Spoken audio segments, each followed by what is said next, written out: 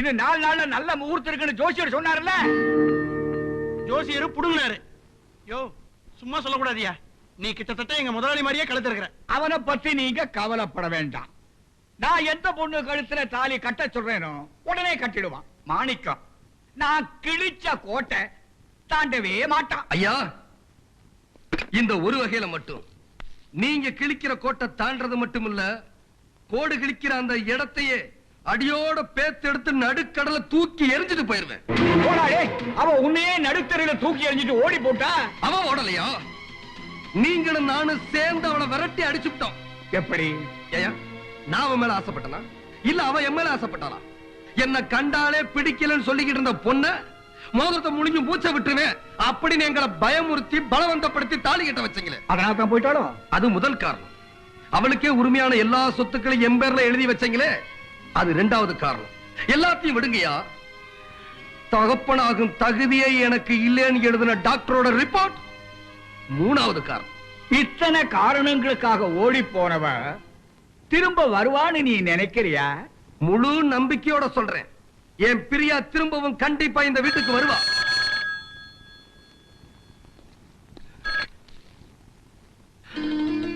அப்படியா? இப்பவே வந்துடுறேன்.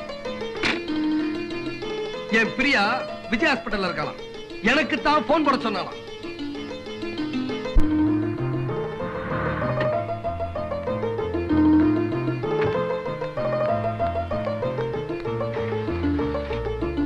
மாணிக்கம், டாக்டர் பிரியா எங்க இருக்கா?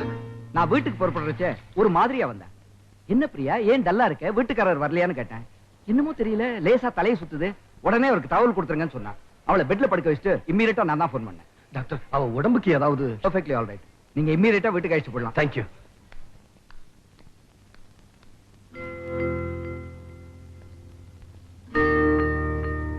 அம்மா, உங்க வீட்டுக்காரர் வந்திருக்காருமா.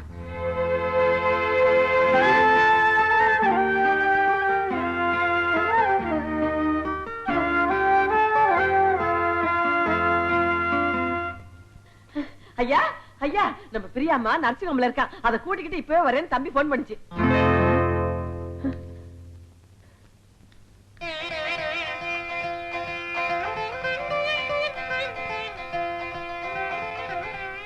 அம்மாடி, ஏமா உன் வீட்டுக்குள்ள வர்றதுக்கு ஏன் இப்படி தடுமாறுற?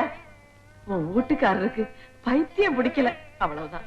அம்மாடி, அந்த தம்பி மனசுல உன் மேல இவ்வளவு பாசம் இருக்கும்னு நான் நினைக்கவே இல்லம்மா.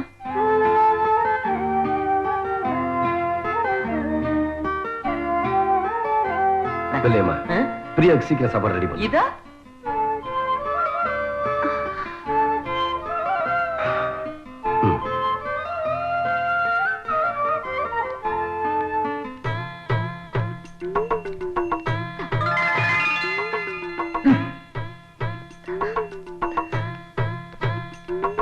நில்லுங்கயா, எங்கயா பெட்டி படிக்கல எடுத்துட்டு யாத்திரை? என் மானத்தை காப்பாத்தா நான் இந்த வீட்டை விட்டு போறேன். ஐயா, பிரியா தான் தவற உணர்ந்து திரும்பி வந்துட்டாலே. திரும்பி தான் வந்திருக்கிறா, திரும்பி வரல.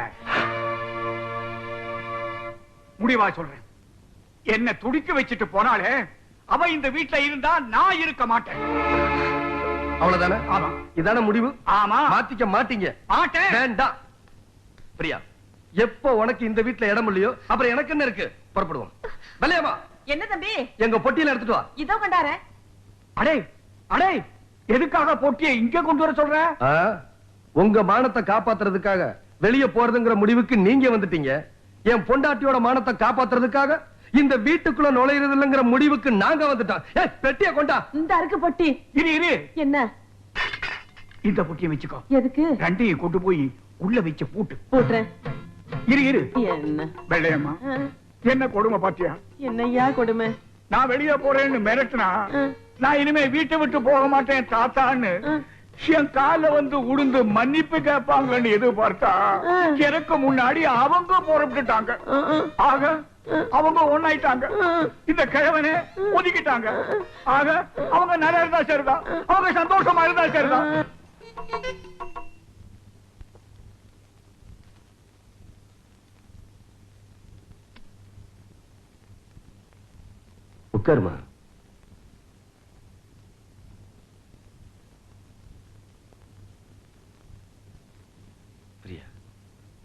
சொத்து பூரா உங்க தாத்தா என் பேர்ல எழுதி வச்சுட்டாருன்னு கோச்சிட்டு தானே வீட்டை விட்டு வெளியே போன.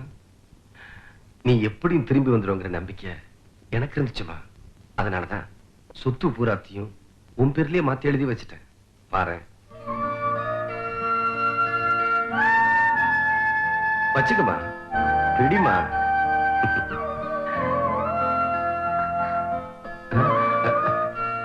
என்னது? எனக்கு இந்த சொத்தெல்லாம் வேண்டாம். எனக்கு என் பிரியாதான் வேணும். சாப்பாடு ரெடி. பெசஞ்சே கொண்டாந்துட்டேன். சாப்பிடுமா, சாப்பிடு. இல்ல, அட சாப்பிடுமா. ஒரு வாரமா அவன் புருஷனை துடிக்க வச்சது போதும். என்ன பாக்குற? நீ வீட்டை விட்டு போனதுல இருந்து உன் புருஷன் பச்சை தண்ணியும் மோரையும் தவிர ஒரு பருக்க வாயில போடலமா. கேட்டேன், எத்தனை நாளைக்கு தான் இப்படியே பட்னியா கிடப்பீங்கன்னு. என் பிரியா என்னைக்கு திரும்பி வந்து அவ சாப்பிடறத நான் பாக்குறேனோ அப்பதான் நானும் சாப்பிடுவேன்னு சொல்லிடுச்சு.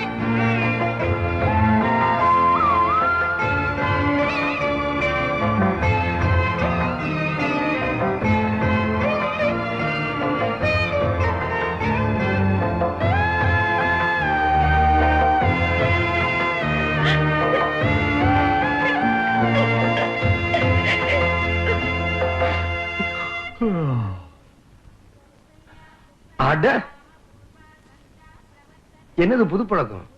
இந்த மாதிரி பணிவிடையெல்லாம் நான் உங்ககிட்ட எதிர்பார்க்கவே இல்லையே. இதை எதிர்பார்த்தேன், இதையும் எதிர்பார்த்தேன். இதுக்கு மேலையா இருந்தாலும் கூட தேங்க்யூ.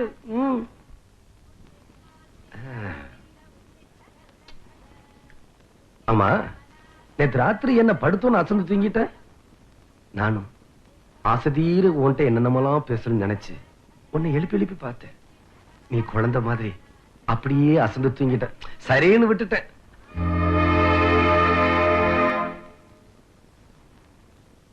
Good morning. வெள்ளையம்மா, ஐயா, நான் குட் மார்னிங் உனக்கு தான் சொன்னேன்.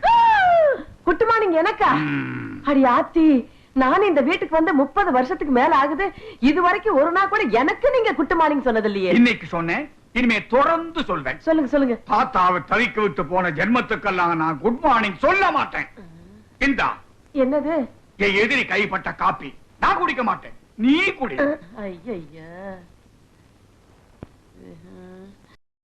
இன்னும் பல வீடியோக்களை காண சன் லைஃப் சேனலை சப்ஸ்கிரைப் பண்ணுங்க.